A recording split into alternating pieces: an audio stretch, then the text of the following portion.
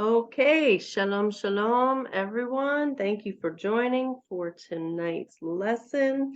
Tonight we're talking about the Yud and the Kaf, and I'm only doing two letters tonight because it's a little more in depth, I think, especially when we get to the Kaf. So we're just going to do two letters tonight, and then when we resume in, I guess it's 2 weeks from now, then we will go back to doing three letters. So are you ready to learn some Hebrew? I hope so. We have tonight's star of the show is the Yud. Now, up until now, we have had the Aleph, Beit, Gimel, Dalet, Hey, Vav, Zayin, Chet, Tet, and that has been 1 through 9. And Yud is now starting with number 10.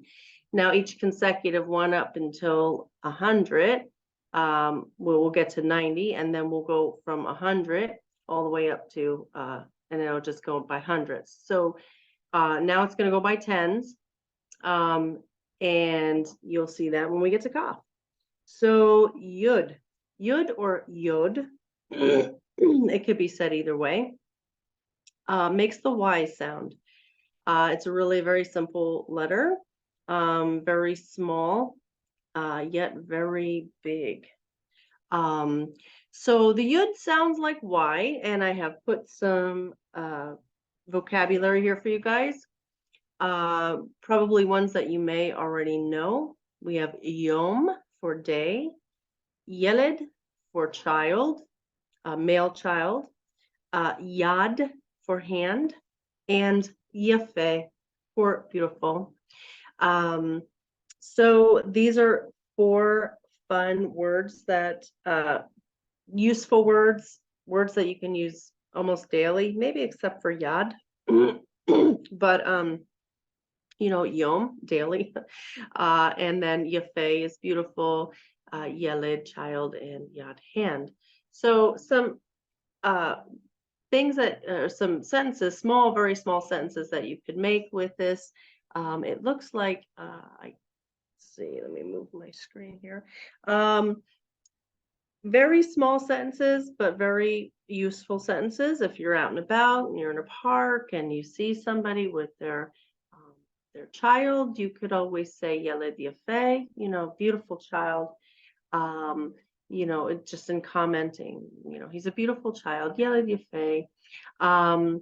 Now, this is something you could say probably every single day. Yom Yafeh, Eze Yom Yafeh, what a beautiful day. Yom Yafeh. And then we have something that's probably not as common as the other two, but just for an example, you can use Yad Yafeh. So beautiful hand. So these are all just common things that you could probably say daily. Think about tomorrow morning when you wake up, it's a Yom Yafeh. It's a beautiful day, even if it's raining, even if it's snowing or windy or -4 degrees out, it is a Yom Yafeh because Hashem made it, yeah? So yeah is Yom, is the Yud, so it sounds like the Y, and we have our Y's right here, Yom Yafeh, Yeled Yafeh, and Yad Yafeh. Yafeh. So the Yad Hashem, hand of Hashem, the Yud represents the method by which the blessings descend from God to his people, from Hashem to his people. It means a hand or an arm, like an extension almost, okay? I'm going to go to my notes really quick. So I wanted to tell a little story about the Yud, something that caught my eye. I found it on the Chabad website, which is honestly where I get a lot of my information from to help present the teaching to you guys. So here's a story about the Yud. As a young pupil, the Hasidic master, Reb Yisrael of Ruzin, was instructed by his teacher that whenever he saw two dots next to each other, he was to pronounce God's name. Now, at the end of a certain verse in the Torah, there are also two dots, one above the other. That evening at home, the young Reb Yisrael began to read, and every time he reached the end of a verse, he uttered God's name. His father reprimanded him. "What's going on here? Who taught you that?" The boy responded, "My teacher did. He taught me that whenever I see two dots together, I should pronounce God's name. So that's what I'm doing." Rabbi Yisrael's father explained to his son, the Yud represents a Jew. When one Jew is beside another, when one Jew respects the other, then God dwells in their presence. Their alliance becomes God's name. But when one Jew is on top of the other, when one thinks he's better or smarter than the next or disrespects his neighbor, then that's the end of the passage. It creates a separation in the relation between a Jew and God. So I saw that story and just thought that was just phenomenal. The two Yuds represent Hashem, and it's kind of like hand in hand, like the Yud represents the hand or the arm. It's like arm in arm, hand in hand togetherness. And that's where, we got Yehud and for unity, Ichad. And so there is this representation of when the Yud is next to each other, they're together. But when one's on top of the other, trying to dominate or to say that I'm better than you, then God is not in that. God is not with that. So I thought it was a very wonderful, wonderful story. Also, a friend of mine, a very dear friend of mine, she had told me about a really great kind of story about the Yud. Not really a story, but kind of gematria, if you will. And I found it fascinating, and I didn't get a chance to make any kind of visual for it. But I thought maybe I could share it with you real quick. And what it is that the word Yedid means friend.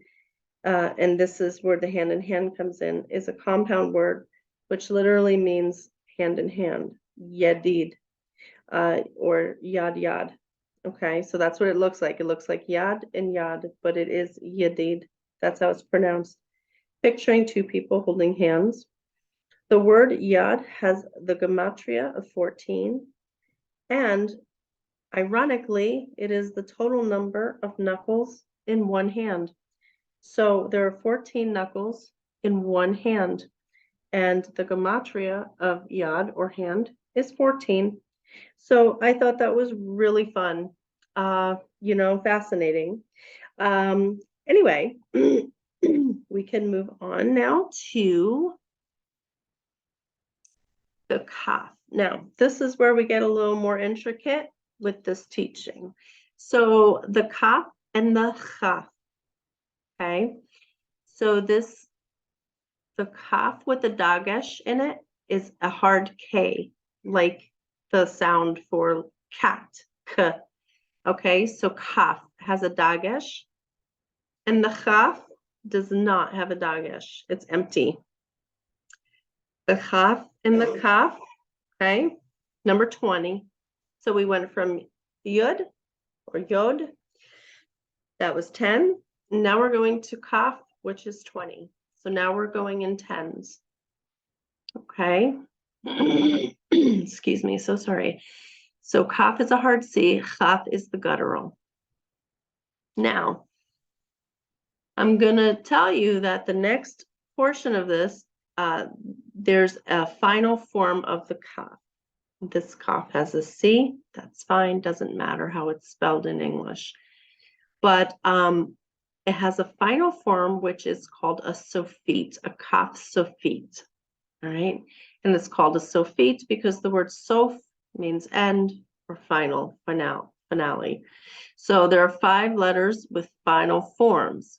The letters are, I'm going to introduce them to you now, even though we're not learning all of these letters, just giving you a visual. We have the kaf and the kaf sofit, the nun and the nun sofit, the mem and the mem sofit, the pei and the pei sofit, and the tzadi and the tzadi sofit. Okay? So this kaf sofit will always have the guttural at the end. All right, it always be ch, very soft. The rest of these guys, this will be well, the pei.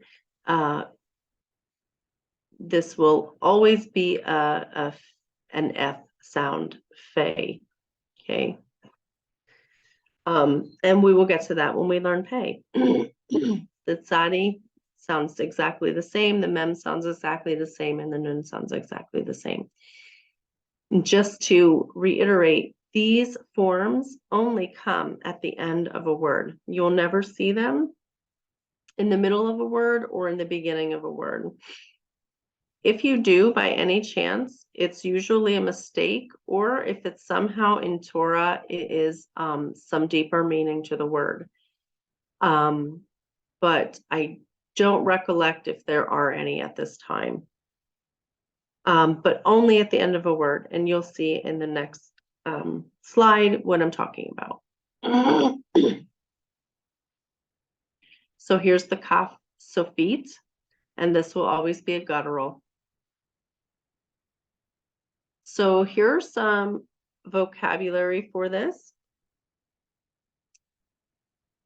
So we have the K, or the kaf, which is a hard C as in cat, and the KH, or the ch, which is the guttural, the chaf.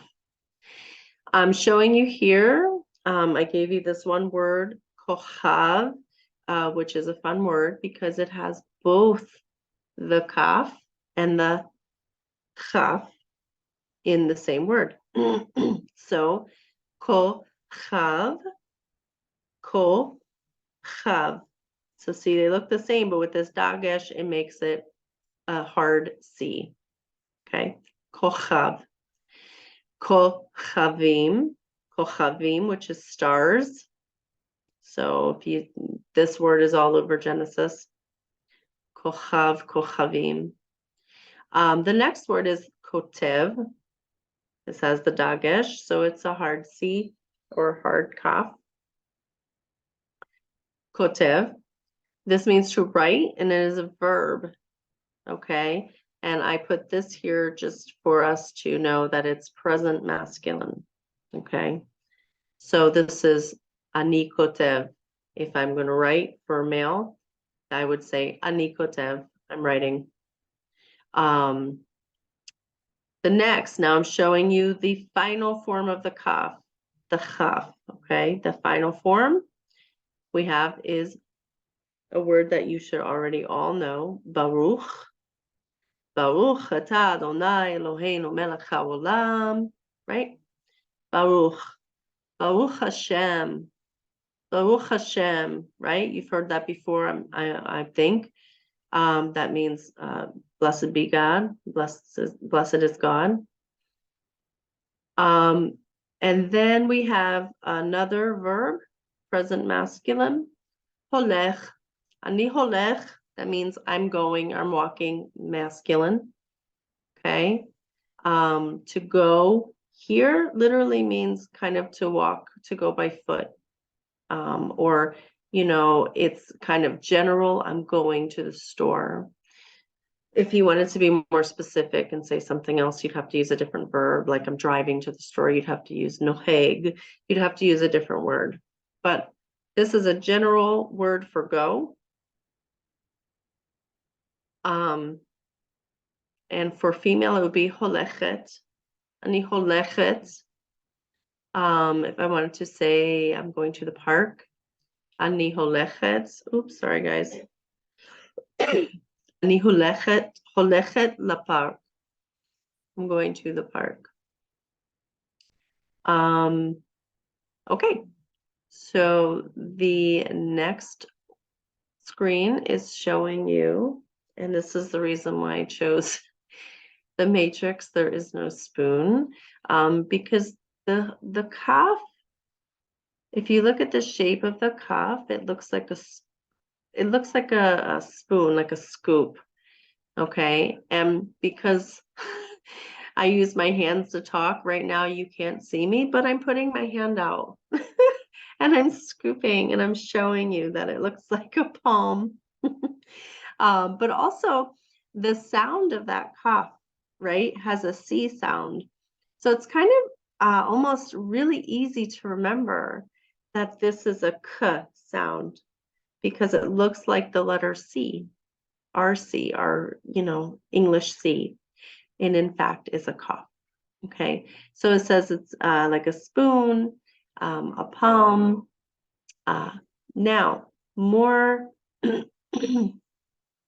Kabbalistically, it's crown. And the reason why is because the word for crown in Hebrew is keter. And this actually does start with the kaf. And it is kaf, tav, resh, keter. Keter means crown. So above. So let me get my slides out on my end so that I can get my story.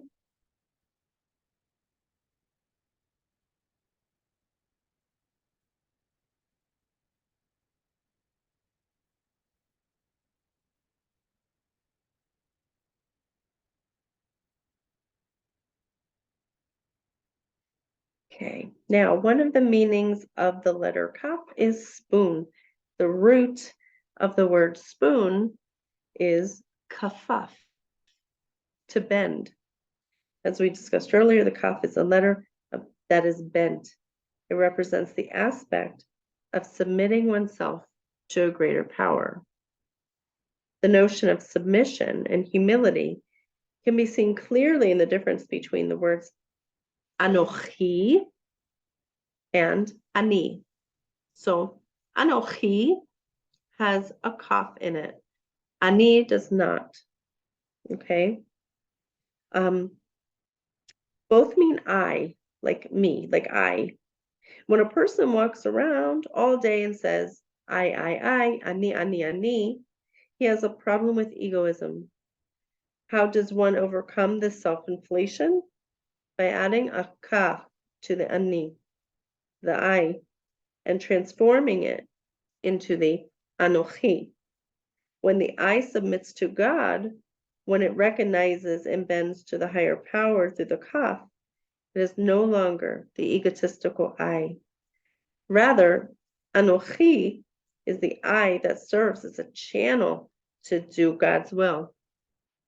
So let's think about that too. It's like a channel. So think about the English letter I, right?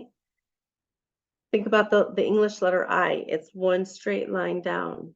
Okay, so I know we're talking about Hebrew, but it's a good visual. When we say I, egotistically, in English, we say I. Egotistically, it's just me. It's just about me. But if we say I with Hashem in mind, Anochi, okay, because in Anochi, there's a Vav, that line, just like I in English, the blessings can flow through that.